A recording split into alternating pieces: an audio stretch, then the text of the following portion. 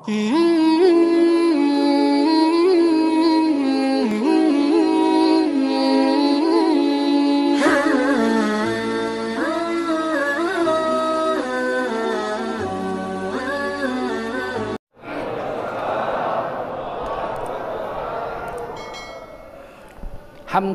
wa syukran lillah wa salatan wa salaman ala rasulillah wa ala alihi wa sahbihi wa mawalah. Allahumma salli wa sallim ala hadha nabiyil karim sayyidina wa maulana Muhammadin wa ala alihi wa sahbihi ajma'in. Amma ba'du, qala Allah ta'ala fi kitabihil karim, a'udzu billahi minasy syaithanir rajim. Bismillahirrahmanirrahim. Wa huwallazi ja'alakum khalaifal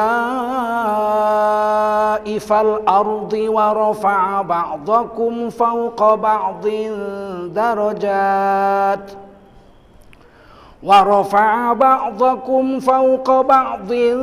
darajat liyabluwakum fima atakum inna rabbaka sari'ul iqab wa innahu laghafurur rahim. Qala Rasulullah sallallahu alaihi wasallam, man kharaja fi talabil ilmi fahuwa fi sabilillahi hatta yarji. Baginda Rasul bersabda, siapa keluar untuk mendapatkan ilmu, orang itu adalah orang yang berjihad fi sabilillah sampai dia kembali ke tempatnya. Mudah-mudahan kita semua mendapatkan pahala jihad dari Allah Subhanahu wa taala. Amin. Shadaqallahul azim wa sadaqa rasuluhun nabiyul karim wa nahnu ala dzalika minasy syahidin wasyakirin walhamdulillahi rabbil alamin. Para ulama, tuan-tuan guru, para ustadz yang mulia, para tokoh masyarakat yang berhadir, ada orang tua kita, Bapak Haji Akhyar, yang hari ini bersahabat dengan Bapak Salman Al-Farisi, disingkat Aman. Hari ini hadir, Masya Allah. Ada Ustadz Adriansah, ada para ulama, para tokoh masyarakat, tokoh adat, tokoh pemuda, bapak-bapak, ibu-ibu, saudara-saudara sekalian, terutama anak-anak muda, masih mendominasi. Saya hitung-hitung 10-12 tahun ini, setiap ada tabligh akbar, majelis taklim, umroh, ibadah haji, berkaitan dengan agama, itu 70-80%, 60% itu anak-anak muda di mana-mana. Beda dengan India, Pakistan, Bangladesh, Cina, Maroko, Turki. Mereka itu yang tua-tua, yang aktif membela agama, terlibat dalam urusan agama. Itu kalau di sana itu orang tua-tua. 70%, 80% orang tua. Tapi kalau di Indonesia, 10-12 tahun ini saya perhatikan, di mana saja, baik di Papua, baik di Halmahera, saya sudah keliling Indonesia, itu 70%, 80% anak muda. Seperti malam ini lihat, rata-rata anak muda ini 40 tahun ke bawah. Kalau anak muda sudah mau ikut urusan agama, tidak lama lagi negara kesatuan Republik Indonesia akan berubah menjadi negeri yang baldatun thayyibatun warahmatullahi. Sama seperti zaman Nabi dulu, ketika Nabi dakwah terang-terangan, 3 tahun Nabi dakwah sembunyi-sembunyi di rumah Sayyidina Arqam bin Abil Arqam. 3 tahun sembunyi-sembunyi. Rumah di Mekah itu rapat-rapat, kayak klaster lah kalau di sini, rapat-rapat. Dekat Ka'bah, keliling-keliling Ka'bah itu. Rumah Rasulullah sendiri dari Babus Salam. Sekarang jadi WC, dibuat jadi WC. Rumah Sayyidina Arqam bin Abil Arqam itu terpencil sendirian, tidak di kelompok klaster ini, dia agak terpencil sendirian. Sehingga sahabat mengendap-endap, kalau malam kan nggak ada lampu, gelap.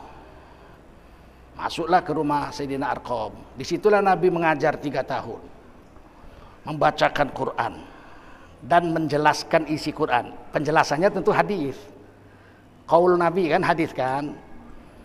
yang dibaca Quran, yang hadir orang-orang yang mu'alaf, yang sebelumnya manusia paling bejat di muka bumi, masuk Islam, mengucap la ilaha illallah Muhammadur Rasulullah, jadi mu'alaf, ngaji sama Nabi 3 tahun. Bagaimana Nabi mau mengubah orang yang paling bejat di muka bumi menjadi orang yang radhiyallahu anhum, orang yang diridhoi Allah? Tentu harusnya memakan waktu yang lama, mestinya. Tapi Allah beritahu caranya. Di dalam Al-Quran surah Jumu'ah diceritakan caranya. Huwallazi ba'atsa fil ummiyina rasulam minhum yatlu alaihim ayatihi wa yuzakkihim. Dialah Allah yang telah mengutuskan seorang rasul kepada kaum yang buta huruf, yaitu orang-orang Mekah. Yatlu alaihim ayatihi. Tugas Nabi itu, yang diutus itu, yaitu Rasulullah Muhammad SAW, membacakan ayat-ayat Tuhan kepada mereka, pada orang-orang bejat yang baru masuk Islam itu. Wa yuzakkihim. Ketika Nabi membacakan Quran, menjelaskan isinya, hati mereka tuh bersih. Jadi dengar Quran tuh, dengar aja. Itu hati kita dibersihkan oleh Allah. Quran itu membersihkan hati. Wa yuzakkihim. Begitu hati bersih, wa yu'allimuhumul kitaba wal hikmah. Barulah diajarkan ilmu dan hikmah. Nggak bisa masuk ilmu agama dan hikmah agama kalau hatinya bejat. Nggak bisa, nolak dia. Hati berkarat, mata pun nggak bisa mendapat hidayah, kuping nggak bisa masuk hidayah lewat mata, lewat kuping, nggak bisa lewat otaknya, nggak bisa. Sebab apa? Hatinya berkarat. Makanya ketika setelah masuk Islam, Nabi diperintahkan 3 tahun nggak main-main, setiap hari. Seludup-seludup masuk, dibacakan Quran, dijelaskan isinya dengan hadis-hadis Rasul tentunya. 3 tahun. Wa yuzakkihim, bersih hati. Begitu hati bersih, datang perintah salat tahajud separuh malam atau sedikit kurang dari separuh. Semua sampai bengkak-bengkak kakinya. Waktu turun ayat ya ayyuhal muzammil, wahai orang yang berselimut malam, bangun, qumil lail, salat malam, illa qalila, sedikit aja sisakan untuk tidur. Separuh malam salat malam, atau sedikit kurang dari separuh. Kan dahsyat itu, sampai kaki-kaki sahabat tuh kayak kikil-kikil kambing, matanya bengkak karena bengep, nangis. Separuh malam, sepertiga malam, setiap hari. Kenapa mereka mau? Waktu itu sholat 5 waktu belum ada, baru sholat wajib, baru sholat malam aja yang ada. Mereka sanggup setengah malam sholat karena hatinya bersih. Wa yuzakkihim, sudah bersih hati, sehingga ketika datang ilmu mereka akan kerjakan 100%, nggak tawar-tawar lagi. Nah, itu gunanya ngaji ini. Duduk aja di sini hati bersih. Kalau hati udah bersih, otak bersih. Kalau hati kotor, otak kotor. Kalau hati kotor, mata kotor.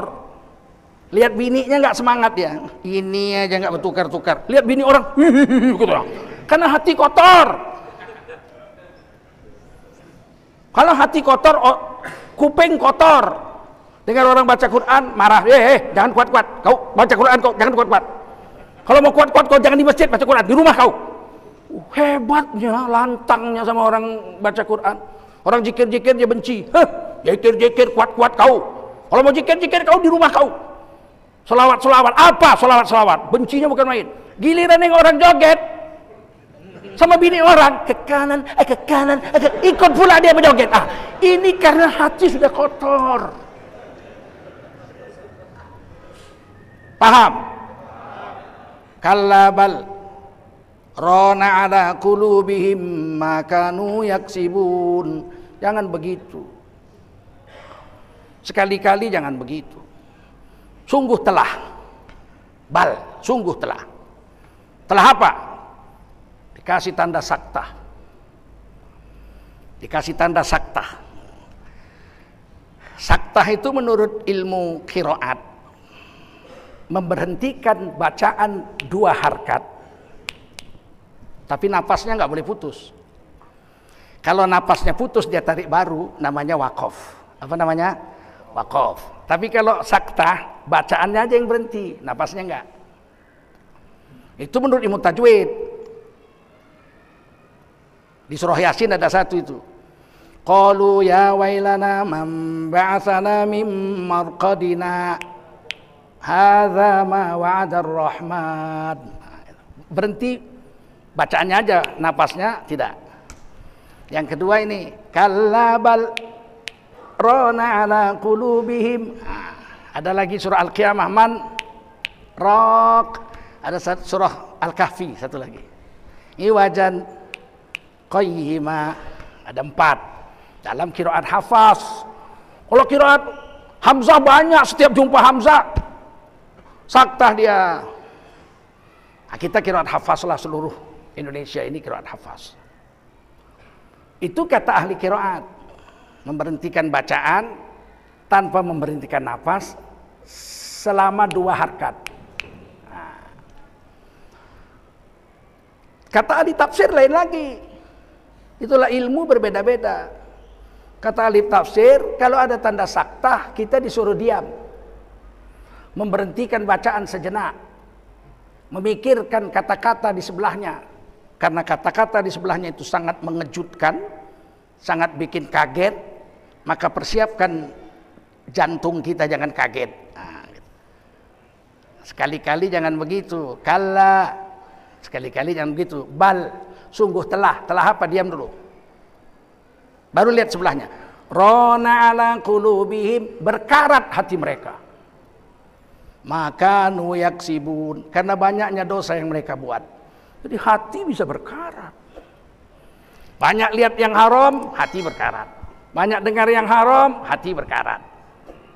Kotor. Banyak mikirkan yang haram, hati. Banyak bicara yang haram, hati kotor. Kalau hati sudah berkarat, nggak dibersihi, nggak dibawa istighfar, nggak dibawa zikir, nggak dibawa tobat, dia bisa mati. Kalau udah mati, nggak ada manfaat mata. Nggak ada manfaat telinga lagi, nggak ada manfaat semuanya, nggak ada manfaat lagi. Khatamallahu ala qulubihim, dikunci mati hatinya. Wa ala sam'ihim, kuping nggak manfaat lagi, mati juga. Wa ala absarihim, mata nggak guna lagi. Ghisyawah, ada dinding, tidak bisa masuk hidayah lagi, tertutup. Walahum azabun azim, mereka akan mendapat azab yang pedih. Ini yang bilang Quran. Maka sering-sering ngaji ini supaya membersihkan hati. Bercahaya lagi hati ini. Begitu kita berdiri, seluruh dosa kita diampuni oleh Allah Subhanahu wa taala. Ada malaikat akan berseru begitu kita berdiri. Kata malaikat apa? Qumu maghfuran. Berdirilah kamu, dosa-dosa kamu sudah diampuni oleh Allah Subhanahu wa taala. Ini pentingnya majelis ta'lim itu. Membersihkan hati, wa yuzakkihim. Sampai sini paham? Maka Rasulullah SAW selama 13 tahun itu kerja Nabi. Setelah 3 tahun baru dakwah terang-terangan. Turun ayat, ya ayyuhal muddatsir qum fa'anzir. Hai kamu yang berselimut tipis di siang hari, bangun. Bikin dakwah, beri peringatan sama manusia. Wasiyabaka fatahhir. Kalau mau dakwah, baju bersihkan. Bukan beli baju baru, enggak. Baju lama aja tapi bersih. Enggak boleh dakwah dekil-dekil, bau-bau, busuk-busuk. Disuruh dalam Quran. Maka Nabi dakwah terang-terangan. Dipanggillah semua orang Mekah. Panggil semua, kumpul semua. Termasuk Abu Lahab. Abu Lahab itu tidak tinggal di Mekah. Abu Lahab itu tinggalnya tidak di Ka'bah, maksudnya bukan di dekat Ka'bah. Dia tinggalnya di kampung sendiri, namanya kampung Abu Lahab. Kalau kita naik taksi ke arah Tanim, tengah-tengah antara Mekah Tanim, tengah-tengah itu ada satu kampung namanya kampung Abu Lahab. Di situ dia naik taksi aja sekitar 10 sampai 15 menit. Bagaimana naik onta? Tentu lama. Datang dia sampai di Mekah, Nabi khutbah. Wahai Bani Adi, wahai Bani Hashim, wahai Bani Abdul Manaf, dipanggil semua. Abdul Syam, semua Bani Quraisy dipanggil. Bagaimana kalau saya ceritakan kepada kamu di belakang gunung ini ada musuh yang akan membunuh kamu semua, menghancurkan kamu. Wah, kami percaya. Semua bilang itu, kami percaya. Karena Rasulullah ini al-amin, orang yang tidak pernah dusta, orang terpercaya. Kami percaya kalau ada musuh kamu bilang pasti terjadi. Nah, barulah Nabi bilang, kalau begitu dengar oleh kamu. Ayuhan nas, qulu la ilaha illallah tuflihun. Wahai manusia, kau ucaplah la ilaha illallah, kamu akan sukses dunia akhirat. Wanjaritlah semua kecewa. Sampai Abu Lahab, paman Rasulullah tapi besan. Abu Lahab itu paman Nabi, tapi besan. Dua anak Abu Lahab, Utbah dengan Utaibah, itu dikawinkan Nabi dengan anak kandung Nabi, Ruqayyah dengan Ummi Kulsum. Bayangin itu, saking cintanya Nabi dengan Abu Lahab, saking cintanya Abu Lahab dengan Nabi. Mereka berbesanan. Dua anak Nabi dinikahi oleh dua anak Abu Lahab. Tapi begitu Nabi ucapkan, hei manusia, kamu ucapkan la ilaha illallah, kamu sukses dunia akhirat. Ambil batu itu Abu Lahab. Tabat yadak, celaka tangan kamu. Hanya untuk ini kamu kumpulkan saya jauh-jauh, saya datang sini cuma untuk ini. Mau dilempar batu. Celaka kedua tanganmu. Langsung turun wahyu. Tabbat yada Abi Lahabi wa tab. Yang celaka bukan tangan Nabi, tangan Abu Lahab, dua-duanya yang celaka. Ma aghna anhu maluhu wa ma kasab. Hartanya yang banyak sekampung. Dia punya kampung sendiri, kampung Abu Lahab. Hartanya yang banyak, anaknya yang hebat semua, nggak ada manfaat apa-apa ya. Usahanya segala macam tuh tidak ada manfaat. Usaha kita biar dunia ini kita punya, kalau nggak punya la ilaha illallah Muhammad Rasulullah nggak ada gunanya. Walaupun ayat itu Abu Lahab untuk kita juga, betul, betul. Kaya pun kita ini raya kaya, dunia ini kita punya, nggak punya la ilaha illallah Muhammad Rasulullah nggak ada gunanya. Pulang dari situ, Abu Lahab marahnya bukan main. Dapat pula kabar ada ayat turun untuk dia. Tabbat yada Abi Lahab wa tab, ma aghna anhu maluhu wa ma kasab, sayasla naran dzata lahab wa imra'atuhu hammalatal hatab. Istrinya pula mengipas. Bukannya nyabar-nyabarin, sabar, itu besan kita. Itu ponaanmu. Kan enak punya istri begitu. Marah sama Nabi Muhammad. Jangan, itu keponaanmu. Kamu yang ngurus, waktu kecil kan kamu yang menyusukannya. Suwaibah, budaknya Abu Lahab dimerdekakan untuk menjadi ibu susunya Nabi sebelum ketemu dengan Halimatus Sa'diyah. Kan harusnya begitu istri itu. Udah selain ponaan dia pun besan kita, dua anak dia jadi mantu kita, kan harusnya begitu. Ini enggak. Oh, memang dia enggak beres. Ini memang kalau setan lihat orang soleh benci. Itu ciri-ciri itu. Kalau kita ini benci lihat orang soleh, berarti kita setan. Mirip istrinya Abu Lahab, tahu? Senangnya sama tukang joget, senangnya sama tukang mabuk. Kita harus introspeksi diri juga kita. Malah dipanasi. Apa kata istrinya? Mulai hari ini aku nggak mau lagi lihat hidung anaknya dia di sini. Ceraikan. Langsung hari itu juga Utbah dengan Utaibah menceraikan anak Rasulullah SAW. Masih umur 14 tahun jadi janda, bayangin itu. Sayyidah Ruqayyah dengan Sayyidah Ummi Kulsum cerai. Nolak. Nggak ada yang mau. Abu Lahab nggak mau, Abu Jahal nggak mau, Abu Sofyan nggak mau masuk Islam, nggak mau. Abu Kuhafah nggak mau. Pokoknya abu-abu nggak mau lah. Abu-abu itu nggak mau semua. Siapa yang mau? Anak-anak muda, Sayyidina Ali 13 tahun, Sayyidina Utsman, Sayyidina Tolha, Sayyidina Zubair, muda-muda semua, 20 tahun, 18 tahun. Yang tua cuma satu orang, Sayyidina Abu Bakar 38 tahun. Rasulullah 40 tahun. Coba, meskipun yang tua-tua menolak, tapi anak-anak muda mau pikir dan kerja agama. 13 tahun orang-orang yang Islam itu ditukar panggilannya oleh Allah dari ya ayuhan nas, hai manusia, berubah menjadi ya ayyuhalladzina amanu, hai kamu orang beriman. Nggak main-main begitu mereka pindah ke Mekah, dari Mekah ke Madinah. Di Madinah mereka digelar radhiyallahu anhum. Allah ridha pada mereka. Was-sabiqunal awwaluna minal muhajirin wal ansar walladzina ittaba'uuhum biihsan radhiyallahu anhum wa radu anhu wa a'adda lahum jannatin tajri tahtahal anhar khalidina fiha abada dzalikal fawzul azim. Orang-orang yang mula-mula masuk Islam dari golongan muhajirin dan ansor adalah orang-orang yang mula-mula masuk surga kelak di hari kiamat. Apakah cukup muhajirin ansor? Ada satu lagi. Walladzina tabauhum biihsan. Mereka yang mengikuti golongan muhajirin dan ansor. 3. Ini dalil mematahkan fitnah Syiah. Syiah mengatakan tidak bisa masuk surga kecuali hanya ikut ahlul bait saja. Tidak ada dalil disuruh ikut sahabat Nabi. Itu kata Syiah. Maka mereka menyebut jamaah ahlul bait Syiah. Tidak sah Islam kalau enggak ngikuti ahlul bait, Sayyidina Ali dan keluarganya saja. Ini dalilnya ini, Quran surah At-Taubah ayat 100. Muhajirin ansor duluan masuk surga. Betul? Walladzina tabauhum biihsan, orang yang ikut muhajirin ansor, bukan keluarga Nabi muhajirin ansor. Ada keluarga Nabi di situ. Sayyidina Ali di situ, keluarga Nabi muhajirin juga. Betul? Sayyidina Utsman muhajirin juga. Tapi Ansor bukan. Ansor bukan keluarga Rasul. Orang Madinah.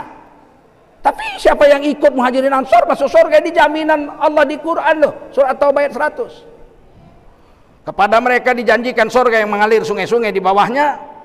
Mereka kekal selama-lamanya dalam surga itu. Dan itu adalah kemenangan yang agung dari Allah. Berubah panggilan jadi radhiyallahu anhum. Enggak main-main.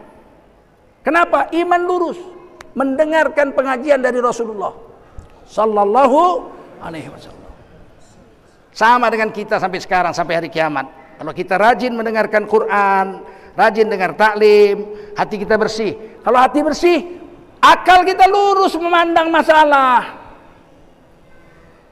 Lurus akal kita memandang masalah, ini hak, ini batil, ini benar, ini salah, bisa kelihatan.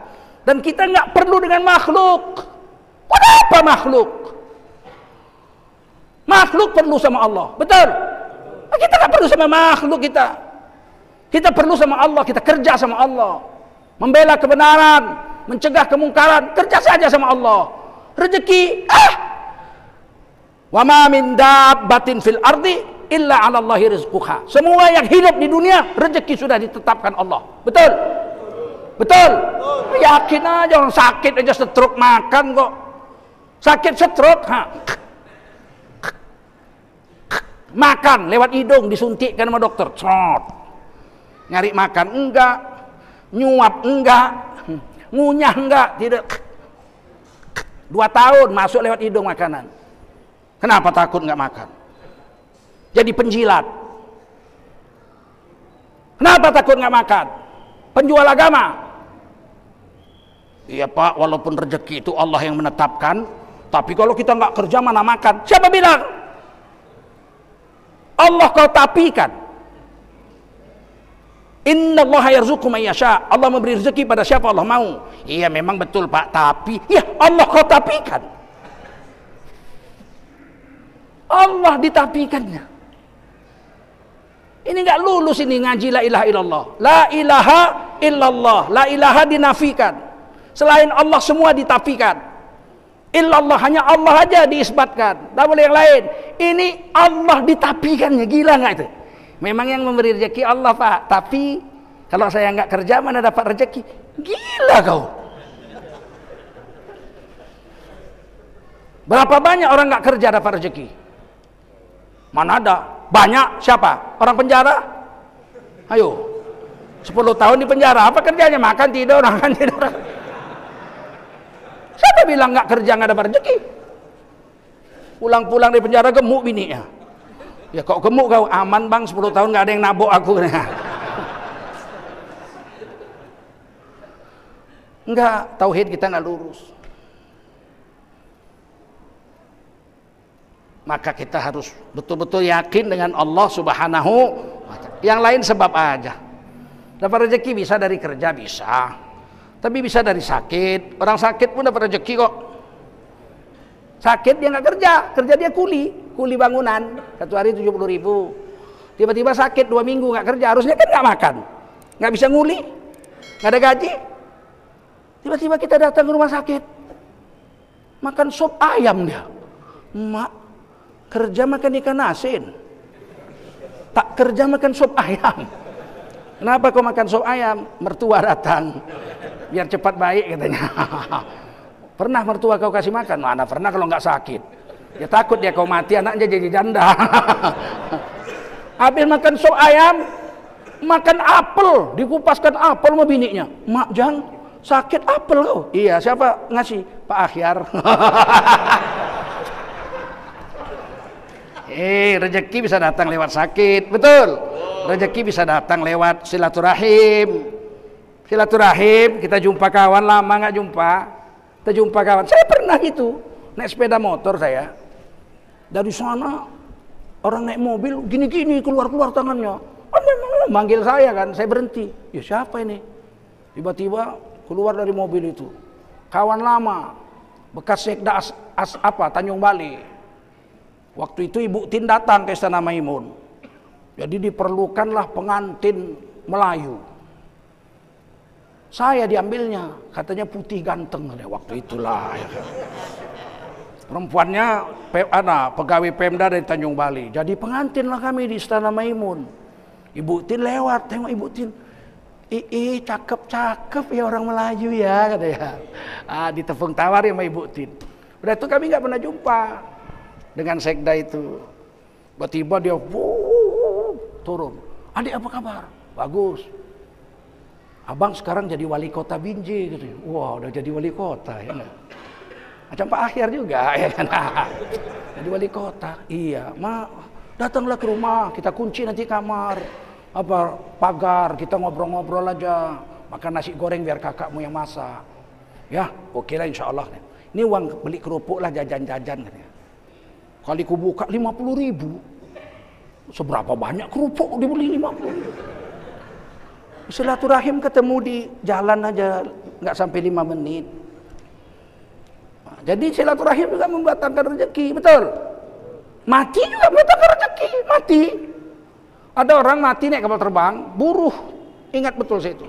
Karena Rektor 3 Universitas Amir Hamzah wafat juga naik kapal terbang itu, naik Garuda, jatuh di Buah Nagar. Semua wafat waktu itu. Ada buruh terbaik Kota Medan, buruh Astra terbaik. Baru nikah 4 bulan, istrinya baru hamil muda. Jatuh, meninggal. Istrinya nangis-nangis, ya Allah, habislah tempat bergantung, kekasihku wafat, aku hamil muda, kan gitu. Kira-kira 1 atau 2 minggu kemudian datang Direktur Garuda, manajer Garuda, wali kota Medan, camat, lurah ke rumahnya, menghibur, terus kasih amplop dari asuransi, dari Garuda. Sekali dibuka, cek 1,5 miliar, berhenti nangisnya.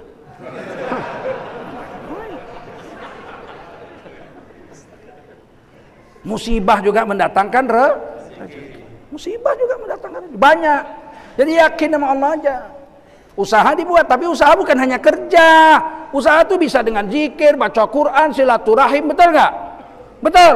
Musibah, sakit, itu semua mendatangkan dakwah, mendatangkan rezeki. Hari ini kan orang Islam taunya datang rezeki dengan cari makan, kerja. Kalau nggak kerja nggak dapat duit. Sama lah kita dengan orang-orang kafir itu. Kalau begitu akidah kita, rezeki bisa datang lewat cara macam-macam. Zikir aja mendatangkan rezeki. Itu kata Quran, kata hadis. Otak kita ini kan udah rusak, betul nggak? Apa kata akal kita? Mana bisa zaman modern zikir-zikir dapat duit, dari mana jalannya? Iya. Kalah Quran sama otakmu itu. Di mana di Quran ceritakan? Nabi Yunus dimakan ikan. Ayo, mana lebih milih? Bengek 10 tahun atau dimakan ikan? Milih mana? Mana lebih dahsyat? Bengek 10 tahun atau dimakan ikan? Dimakan ikan. Nabi Yunus dimakan ikan. Enggak dicabutnya pisau dari pinggangnya, tikam jantung ikan, belah perutnya, berenang. Kalau itu dilakukannya mati Nabi Yunus. Sebab ikan itu setelah menelan beliau tidur di bawah dasar laut. Mana bisa dari dasar laut ke atas sana, matilah. Nabi Yunus tidak bunuh ikan itu. Nabi Yunus zikir aja, disebut di Quran zikirnya. La ilaha illa anta subhanaka inni kuntu minadh-dhalimin. 40 hari, bukan main-main. Enggak makan, enggak minum dalam perut ikan 40 hari. Zikir aja, la ilaha illa anta subhanaka inni kuntu minadh-dhalimin. Sesungguhnya tiada Tuhan selain Engkau. Bukan la ilaha illahu. Sesungguhnya tiada Tuhan selain Dia, jauh Dia. Engkau kayak di hadapan. La ilaha illa anta. Sesungguhnya tiada Tuhan selain Engkau ya Allah. Subhanaka, maha suci Engkau ya Allah. Inni kuntu minadh-dhalimin. Aku dimakan ikan bukan salahmu ya Allah, salahku. Aku yang salah. 40 hari bangun ikan. Liling ikan di samudra, dimuntahkan Nabi Yunus di kampung halamannya sendiri. Muntah di kampung halaman sendiri. Dalam tafsir ceritakan dia bisa bangun 40 hari nggak makan, nggak minum, lemes, kulit-kulitnya hancur, daging-dagingnya masak kena asam lambung ikan itu. Nggak bisa duduk pun nggak bisa. Tapi zikir terus dilaksanakan, la ilaha illa anta subhanaka inni kuntu minadh-dhalimin. Tiba-tiba ada kambing di atas bukit sedang menyusukan anaknya, ditendangnya anaknya, lari dia ke bawah ke pinggir laut, dikangkanginya Nabi Yunus, diletakkannya puting susunya ke mulut Nabi Yunus.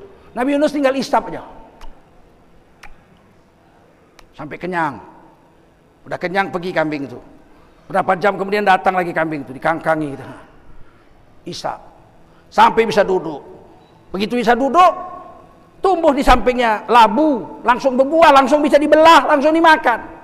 Maka orang sakit perut obatnya labu. Memang Nabi Yunus dikasih Allah obatnya labu waktu sakit. 40 hari nggak makan, usus sudah lengket, obatnya labu. Orang kita kan kalau sakit perut apa makannya? Labu. Dari mana dapatnya? Dari tafsir Khazin dan lain-lain. Sampai Nabi Yunus pulang, seluruh kaumnya yang kafir sudah masuk Islam semua. Semua persoalan selesai. Persoalan pribadi, persoalan kaum selesai. Coba kita yang sehat ini. Ada kambing nyusukan anaknya, usir anaknya, tidur di bawahnya, coba isap putingnya kalau nggak diinjek-injek kambing itu kita. Terus zikir, tapi kita nggak yakin. Hari ini kita nggak yakin dengan agama kita, sehingga kita pikir kalau cari duit, cari kaya harus kerja yang halal nggak bisa, kerja yang haram supaya cepat kaya. Jadi penjilat. Kami ini kalau jadi penjilat sudah lama jadi komisaris, ya betul nggak? Jadi komisaris, maaflah dulu Wak, ya nggak? Betul, maaflah dulu Wak, harga diri, ya nggak? Orang Melayu ini lebih baik mati berkalang tanah daripada hidup bercermin bangkai. Lebih baik kita makan singkong, makan ubi halal daripada makan beef stick tapi dari babi, beef stick babi. Ngerti? Kok diam aja kalian? Ngerti? Prihatin hari ini orang Islam kasih 100.000 belok, kasih 50.000 belok, nggak punya akidah dengan Allah. Dipikirnya sekedar 100.000, 50.000 itu aja. Dikubur nggak dipertanggungjawabkan itu. Kerusakan yang timbul apa nggak ditanya nanti di akhirat. Dulu waktu 212 Ahok sudah ditetapkan tersangka, kita diminta jangan demo. Udah kan Ahok dari tetapkan tersangka, udahlah nggak usah demo, umumkan aja 212 dibatalkan. 1 triliun ditawari tuh. Berapa kalian dengar? Berapa? Yang kuat berapa? 1 triliun. 12 nolnya itu tahu, bukan 50.000. Nggak ada yang mau. Kalau mau bagi 10 aja waktu itu. Lumayan 100 miliar, bisa lah tambah bini 3 lagi. Gak ada yang mau. Apa duit?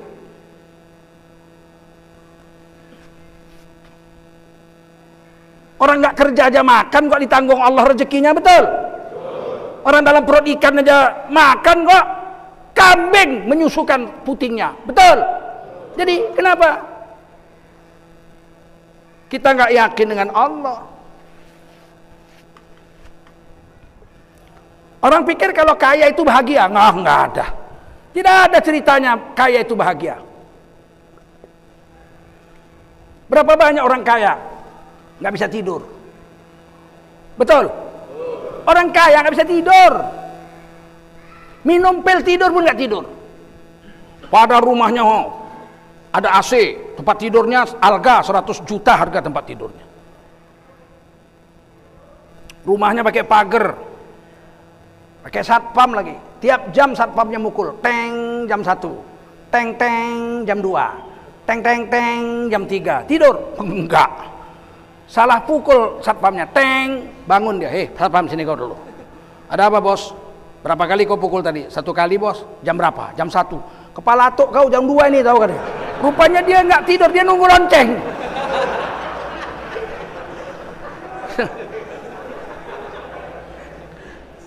Kirain kaya tuh bahagia, nggak ada ceritanya bahagia kaya. Nggak tidur banyak orang kaya, betul. Malah orang miskin tidur nyenyak. Habis ndayung sampan dia cari ikan, dapatlah sekepiting, 2 kilonya dapatnya. Taruhkannya diikatnya sampannya, duduk dia di bawah pohon. Tidur nyenyak. Paham? Paham? Waktu saya pindah ke Jakarta 22 tahun yang lalu, Jakarta belum terlalu ramai waktu itu. Lewat dari depan sana mobil. Wah, ini mobil kaya nih, Range Rover. Di atas 1 miliar. Ini pasti lagi bahagia ini orang kaya. Saya lihat. Bahagia? Enggak, lagi marah-marahi supirnya. Dalam hati saya, orang kaya nggak bahagia. Lewat Mercy. Wah, ini mahal nih. Pasti lagi bahagia ini. Saya lihat apa? Lagi nanduk-nanduk kepalanya. Susah dia. Lewat bus kota merah itu, tempat duduknya pun plastik, nggak ada kipas anginnya, namanya Metro Mini. Lewat saya lihat, dari depan sampai belakang tidur semua.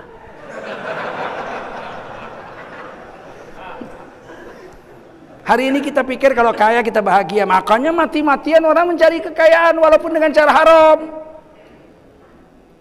Kalau mau jadi kaya sekarang ini yang paling cepat jadi tim sukses. Cepat jadi kaya itu. Apalagi jadi tim sukses anak presiden. Mantul ya. Duitnya banyak. Oh, bukan itu tujuan hidup. Nggak ada kaya bikin bahagia. Ida Laila bilang, justru dia bahagia waktu miskin.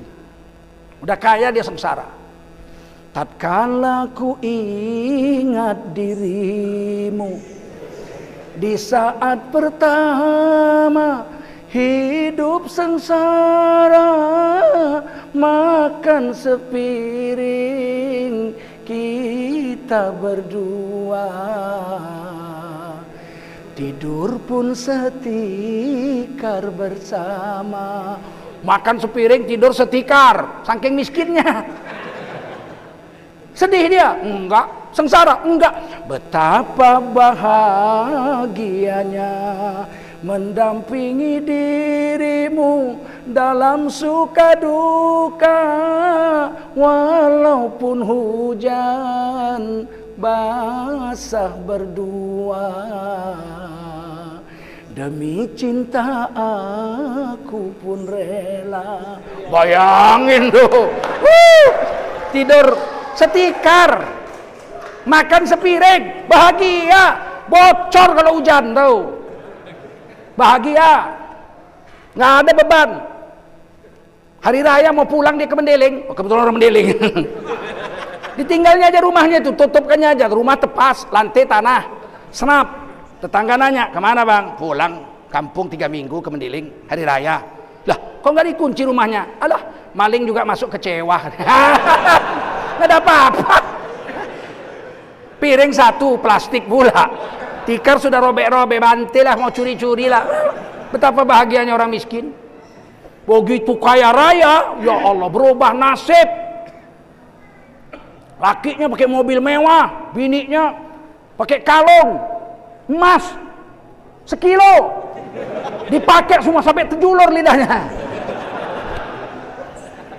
Bahagia? Enggak. Tiada kusangka, tiada kuduga, berubah cinta setelah kau kaya. Betapa tega hatimu, oh kasih, cintaku engkau khianati. Udah kaya, Sabtu Minggu gak pada pulang. Ditelepon bini, pakai Android, orang kaya, bunyi HP itu kriung kriung kriung, dilihat aja sama lakinya, tertulis itu Kopassus. Gak diangkat. Akhirnya kasihan, sering, akhirnya ditengok. Abang kemana sih bang?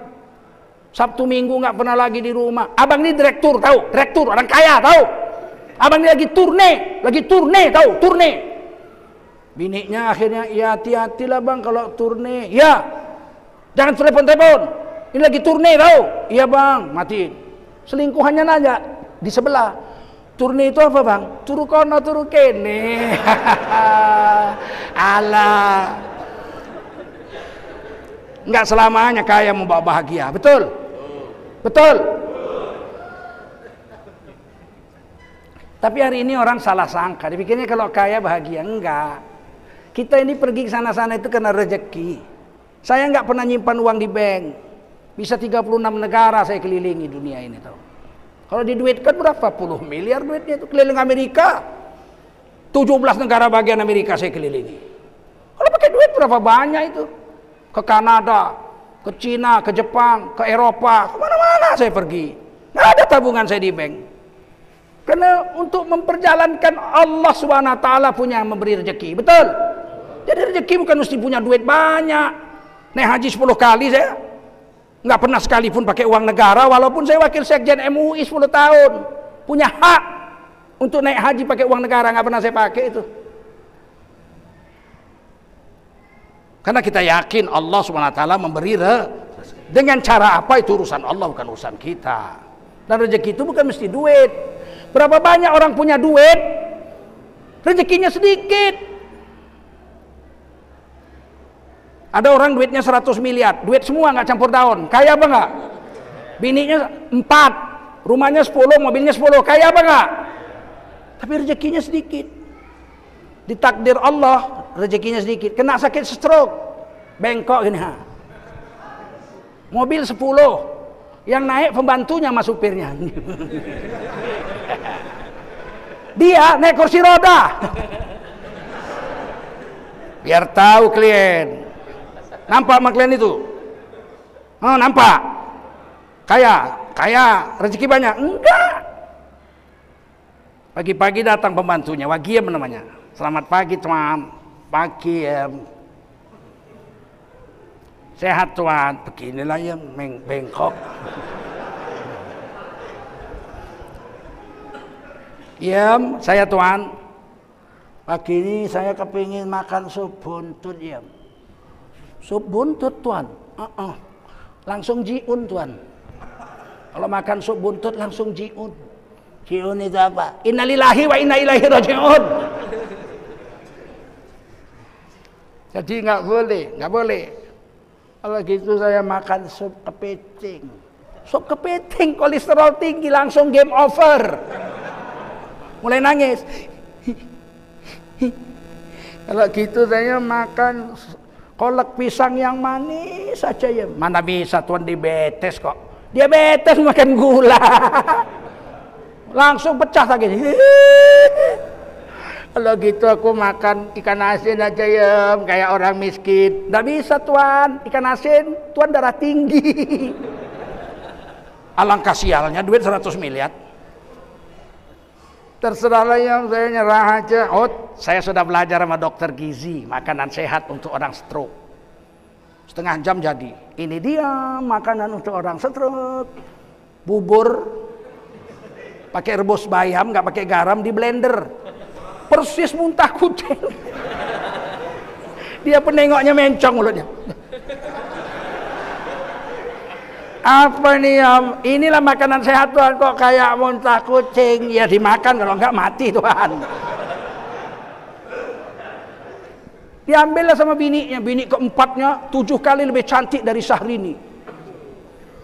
Bodinya macam gitar listrik. Makan, kata bininya. Meleleh-leleh. Bininya begitu cantik, jangankan dipakainya, dipegangnya nggak nyampe. Biar tahu kalian, orang kaya belum tentu dapat rezeki banyak. Paham? Selesai makan dia tengok bagian itu dibuka, kulkas 4 meter. Bayangin orang kaya dibuka bagian itu dari atas di grautnya. Dia nengok, ya kue semua boleh kue makan. Begini nasib orang miskin Tuhan. Semua boleh dimakan. Tapi manusia nggak pernah berpikir bahwa rezeki itu Allah yang menetapkan. Rasulullah bilang, nggak tahu kita apa yang kita makan besok. Tidak ada yang tahu apa yang kita makan besok. Tidak ada yang tahu. Saya akan makan apa yang saya mau. Tidak bisa. Kau hanya usaha aja, yang putus tetap Allah. Ada orang kaya, pagi-pagi dia bilang sama istrinya, hari ini hari ulang tahunku, masak kari kambing. Catat sama bininya, udang yang besar-besar tiger itu kau sambal ya, pakai kentang, sambal belacan ya, gulai daun ubi. Siap nanti siang habis zuhur aku pulang, kita makan sama-sama. Baik bang, kata istrinya. Jam 11 ditelepon, udah belanja? Udah dimasak bang. Jam 12, udah standby bang, udah di atas meja semuanya. Ingat ya, 12:30 habis zuhur saya pulang, kita makan bersama. Selesai zuhur turun dia dari lantai 26 kantornya, cit, naik lift sampai bawah, ketemu bosnya. Bapak mau kemana? Mau pulang makan pak, istri saya sudah masak. Nggak bisa. Kenapa? Ini kita mau rapat COVID-19.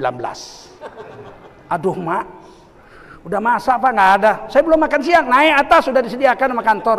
Sampai di atas ya, sebelum kita rapat marilah kita makan. Nasi bungkus sekali dibuka ikan gembung. Siapa yang atur?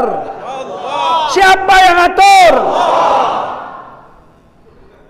Hari ini kita nggak yakin aja sama Allah. Sampai mau menggadaikan agama dan harga diri kita gara-gara mau dapat rezeki. Allah.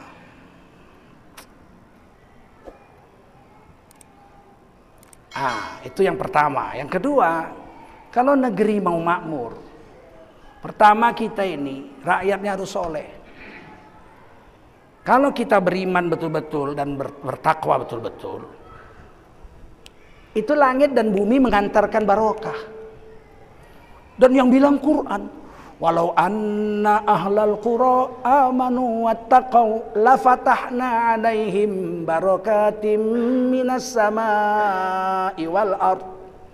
Kalaulah benar penduduk negeri itu beriman dan bertakwa kepada Allah, sebagai jawaban, lahnya itulah jawab, sebagai jawaban atas iman dan takwa mereka, kami bukakan rezeki dari langit dan bumi. Mancur rezeki dari langit, muncrat dari bumi. Walakin kadzabu, sayang 1000 sayang, mereka banyak berdusta saja. Menipu Allah, pura-pura beriman, pura-pura bertakwa. Hari ini di masjid aja tinggalkanlah HP kita. Tinggal HP kita. Tinggal. Wuduklah kita 10 menit. Apa yang terjadi? Hilang HP. Hilang. Masjid loh. Hilang. Apalagi di pasar, apalagi di pajak. Sampai orang Nasrani menyindir saya dulu. Jul, apa? Kenapa di masjid sendal bisa hilang? Ya. Bukan gitu ditanyanya. Kenapa Oma Irama itu nyanyi-nyanyi katanya? Kenapa di masjid nggak ada nyanyi-nyanyi? Saya bilang nyanyi-nyanyi di masjid nggak boleh, nyanyi-nyanyi macam di gereja pakai piano nggak boleh. Oma Irama penyanyi, Evi Sukesi penyanyi orang Islam, Hetty Koes Endang penyanyi orang Islam. Kenapa di masjid nggak ada piano untuk nyanyi? Ya kami nggak boleh begitu. Saya bilang, bukan karena itu. Jangankan piano, sendal aja hilang di masjid, apalagi piano. Diejeknya kita tahu. Kenapa kita pura-pura aja beriman? Fa'akhadnahum bima kanu yaksibun. Kami turunkan bencana. Kami azab mereka karena kepura-puraan mereka itu. Ini negeri Indonesia harusnya kaya raya. Betul? Kus Plus bilang negeri ini bukan lautan, hanya kolam susu. Bayangkan tuh. Air kita ini kolam susu. Air paret zaman saya kecil bisa diminum. Saking jernihnya air paret zaman saya kecil. Kami dulu kalau mencari kayu di semak-semak, aus, cari pohon pisang. Ditetak pakai arit sebelah bawahnya. Dicabut arit itu muncrat air dingin. Kami minum, macam air kulkas. Bersihnya, harum, sejuk. Air di mana-mana mengalir bisa diminum. Bukan lautan, hanya kolam susu. Kail dan jala cukup menghidupimu. Orang dulu punya pancing satu, anaknya 8 makan semua. Merumput dia di sawah. Tengoknya matahari. Kejap lagi zuhur. Diambilnya kaki cuci, tangan cuci, diambilnya pancing dari kantongnya. Talinya itu dipilin 3. Ditangkapnya. Dulu banyak kodok di sawah. Tinggal, betul nggak? Di sawah dulu kodok, apalagi cebong. Kodok aja banyak zaman itu, apalagi cebong, ya nggak? Diambil kodok 1, pasang, cari lobang di galangan sawah. Tuh asal ada airnya, pancing. Dapat belut. Ambil lagi kodok. Kalau cebong, belut nggak mau, pahit. Harus kodok. 10 menit bisa dapat 10 ekor. Anak makan semua. Betul? Itu kail 1, apalagi jala. Kalau ada anak sungai punya jala, ya Allah, dikocok sungai itu pakai kaki. Kocok, hitam, ikan semua. Mana yang banyak? Sana yang besar-besar. Rap. Ambil yang besar aja seekor. Kau 6 bulan lagi, kau 3 bulan lagi, kau tahun depan masih kecil kali kau. Nggak rakus orang dulu. Sekarang di listriknya sama telur-telurnya mati. Rakusnya manusia sekarang tuh. Betul? Dulu semua berkah. Tapi orang dulu soleh-soleh. Duit jatuh di jalan diumumkan di masjid. Betul? Dulu. Sekarang duit jatuh di masjid aja nggak diumumkan, apalagi di jalan. Orang dulu nggak banyak-banyak ilmu, taunya qul huwallah, Al-Fatihah, tapi mulutnya senantiasa melantunkan ayat-ayat itu. Qul huwallah hafal 10.000 kali sehari. Begitu solehnya orang dulu. Lakinya pergi ke laut, bininya zikir. Kalau sekarang lakinya pergi ke laut, bininya selingkuh. Macam mana Allah mau turunkan barokah? Kita lihat Kus Plus, bukan lautan, hanya kolam susu. Dulu kail dan jala cukup menghidupimu. Dulu tiada badai, tiada topan kau temui. Dulu ikan dan udang menghampiri dirimu. Dulu orang bilang tanah kita tanah sorga. Dulu tongkat kayu dan batu jadi tanaman. Dulu. Mana sekarang? Ambillah jala, pergi ke sungai, kocok. Dulu hitam ikan semua, sekarang kocok, kuning, tai yang keluar.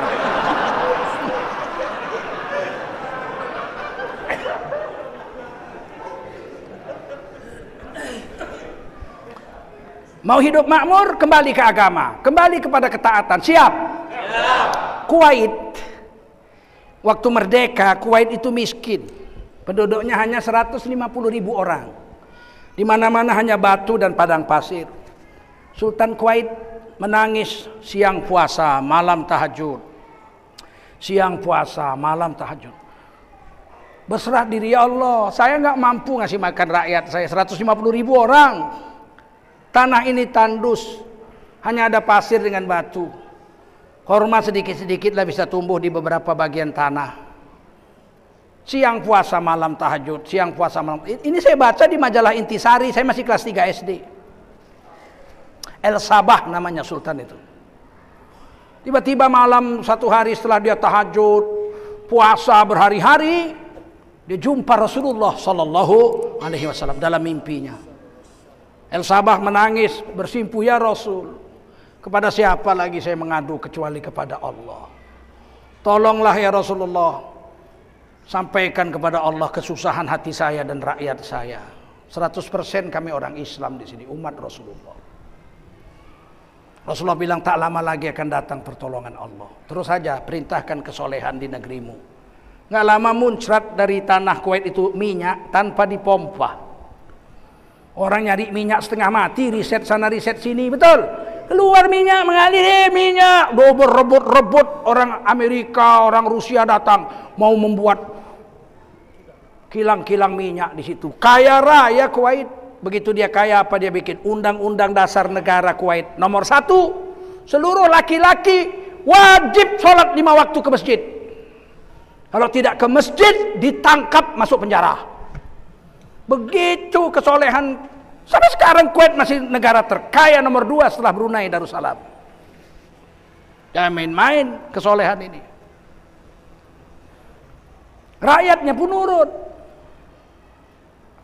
Beberapa kawan saya kerja di Kuwait, bikin proyek, gajinya 5 kali gaji di Malaysia, bukan main-main. Tapi berapa bulan dia pulang. Saya bilang, kau kok pulang? Nggak tahan panas.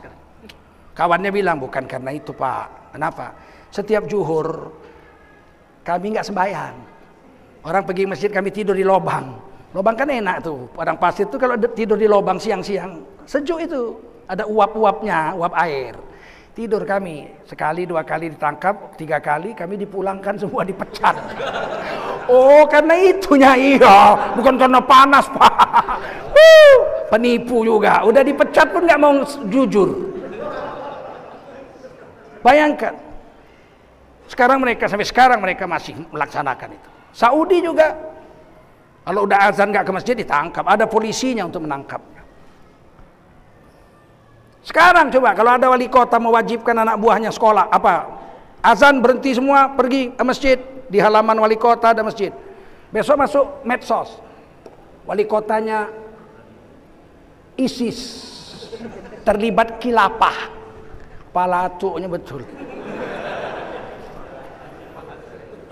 Tapi giliran ulang tahun kotanya joget-joget, dia dipuji, memang hebat. Dari kita semua yang paling hebat jogetnya Pak Wali lah, ya enggak? Nggak ngerti hari ini kita agama, nggak ngerti kita. Nggak ngerti. Padahal kalau kita pasrah sama Allah, udah dijamin Allah, betul nggak?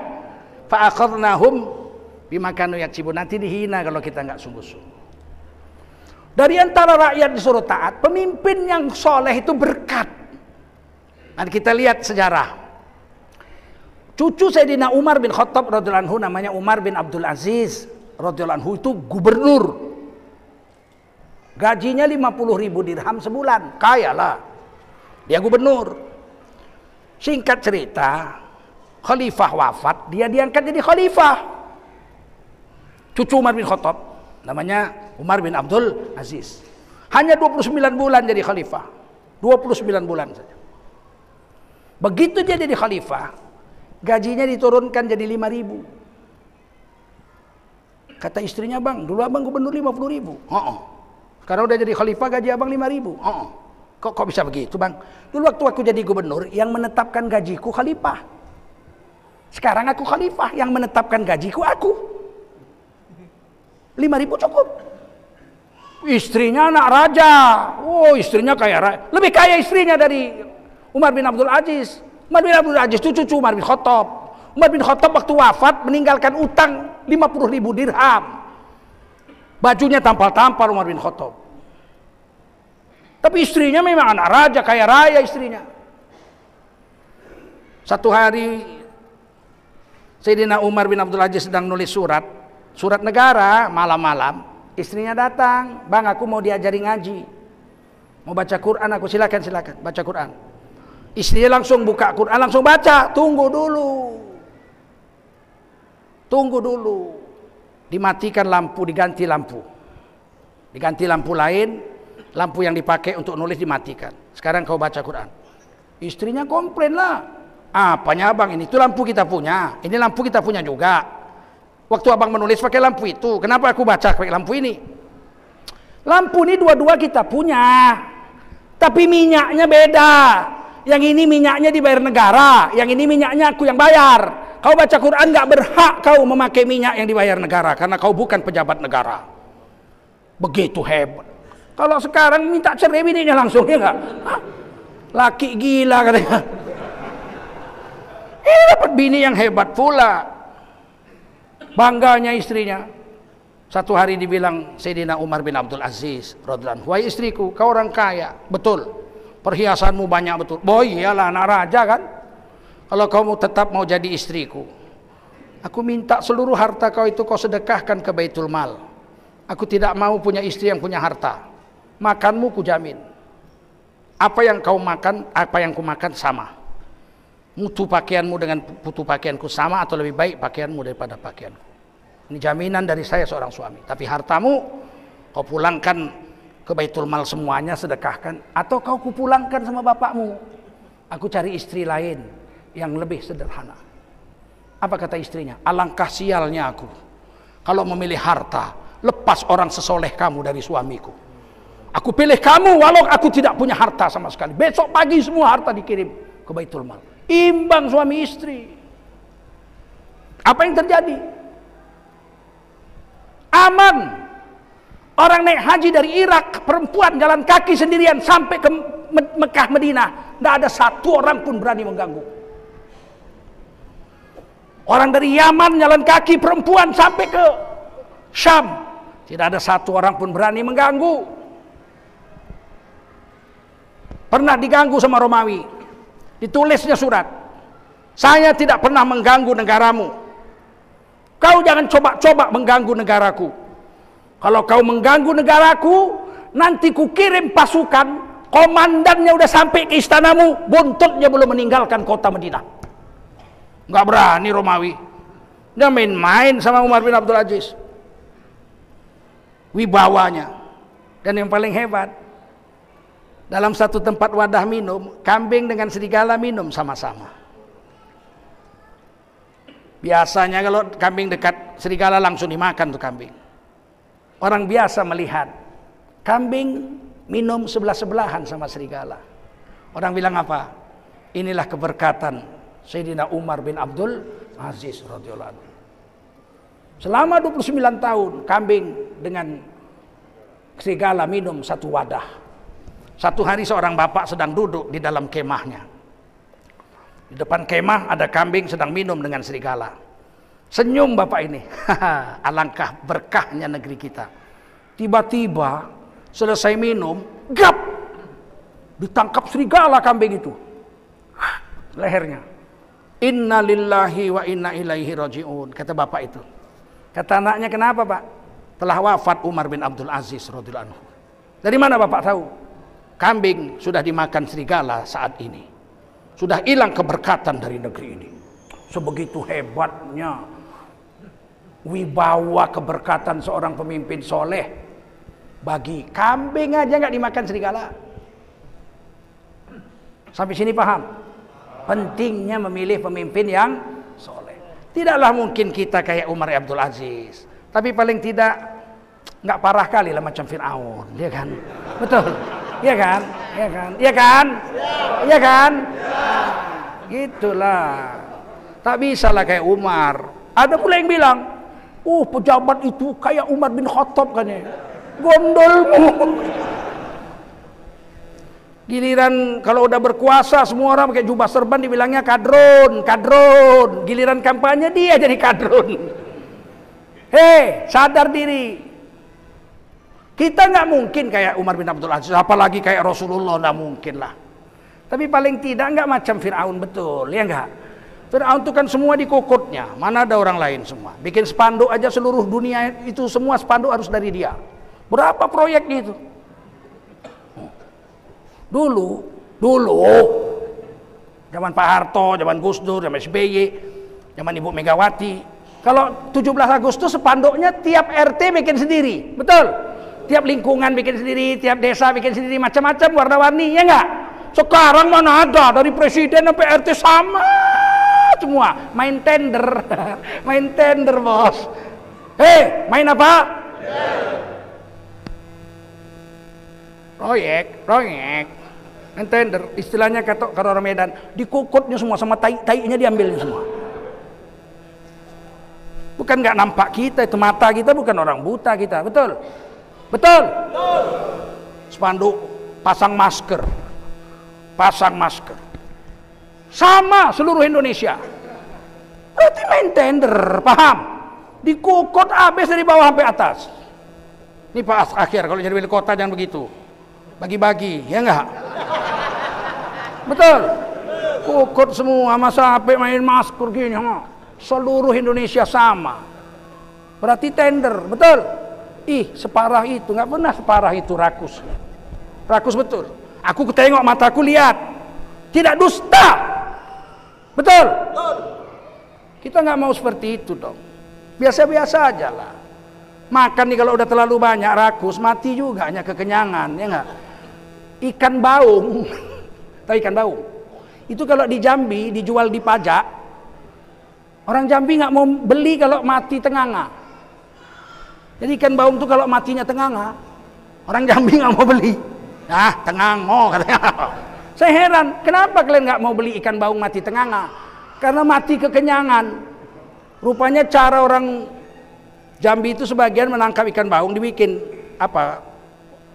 kurungan dari bambu, bikin pintu masuknya, diletakkan di dalam kurungan itu daging celeng, babi hutan. Jadi rame lah ikan baung tuh ngejar, tupak tuh dimakan sampai mati kekenyangan. Jadi asal ada tenganga berarti mati makan daging babi. Nggak mau orang Jambi beli. Sampai sebegitunya, saking rakusnya. Ikan baung itu rupanya kalau makan sampai mati kekenyangan dia baru berhenti. Mau jadi ikan baung? Mau dipimpin ikan baung? Terakhir, Rasulullah mengatakan ada 1 dari 5 perkara yang ditakuti Rasulullah. 1 diantaranya imrotis sibyan, pemimpin karbetan. Pemimpin karbetan. Pemimpin di karbet, dari karbet. Belum pantas tapi dinaik-naikkan juga. Dijuak-juak. Kalau dia ada imbang, kalau engkau kentutmu pun wangi. Kira-kira begitulah. Dijuak-juak. Itu yang paling ditakuti Rasulullah akan terjadi di akhir zaman. Oleh karena itu, pada persiapan pemilihan ini, ingat betul itu. Kata orang Melayu, kalau ada pisang awak, buat apa pisang lilin? Kalau ada orang awak, buat apa orang lain? Paham? Betul? Udah kita menangkan kemarin. Pemilihan gubernur, ada orang awak, ada orang lain. Kita pilih orang awak, kalah pisang lilin, ya enggak? Ya tapi wali kota Medan lain Pak, sama-sama pisang awak nih katanya. Memang di Medan ini sama-sama pisang awak. Terus kalau pisang awak dua-dua macam mana? Pilih yang masak pohon, jangan pilih yang di karbet. Karena kalau di karbet, kalau pisang di karbet, memang kulitnya kuning juga. Tapi kalau dibuka isinya kepet. Ngerti? Ngerti nggak? Ulangi, kalau ada pisang awak, buat apa pisang lilin? Kalau ada orang awak, buat apa orang? Kalau dua-dua pisang awak macam mana Pak Ustadz? Kalau dua-dua pisang awak, pilih yang masak pohon, jangan pilih yang di karbet. Karena memang yang di karbet dengan yang masak pohon kulitnya sama-sama kuning, tapi yang satu berisi, yang satu kepet. Udah, sampai sini aja lah. Aman lah udah ya. Selesai. Kita tutup ceramah ini. Gak boleh lama-lama, ada COVID. Setiap pengajian tetap bawa masker. Ini ikhtiar. Ini ikhtiar usaha kita. Dan jangan salam-salam. Kita cukup assalamualaikum, bubar. Jaga jarak, keluarnya pelan-pelan. Mudah-mudahan negeri ini diselamatkan Allah dari bahaya, daripada COVID dan lain-lain. Ya, selama COVID kawan-kawan kami pencari madu hutan susah menjualnya. Madunya udah terkumpul tapi nggak bisa dijual. Mereka mengadu pada saya, tolong jualkan Ustadz. Disuruhnya pula ustadz menjual. Memang begitu. Kalau giliran susah datangnya sama ustadz. Giliran senang milih pemimpin karbetan. Begitu. Saya bilang saya mau jualkan, tapi harus asli. Maka diperiksalah di laboratorium BP POM. Udah ada PIRT-nya. Ini memang asli. Maka saya jual gambar saya. Ya, gambar saya. Silakan diambil di luar untuk membantu mereka. Sudah laku 500 lebih. 500 botol lebih. Keuntungan mereka sudah bisa nyekolahkan anaknya, bisa macam-macam.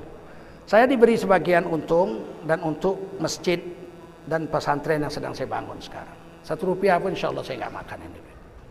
Dan yang terakhir ini kesturi sama juga, nggak laku dijual.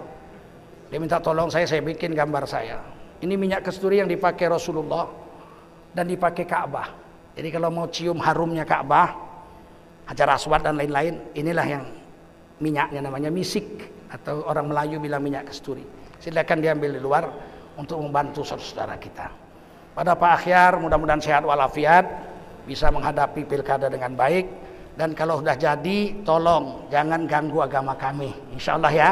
Jangan ganggu agama kita ya Pak ya. Nah, bantu agama. Mudah-mudahan negeri ini menjadi negeri yang baldatun thayyibatun wa rabbun ghafur. Terima kasih.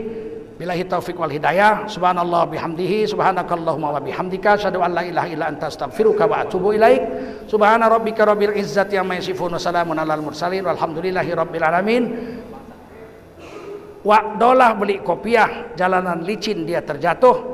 Billahi taufiq wal hidayah. Wassalamualaikum warahmatullahi wabarakatuh.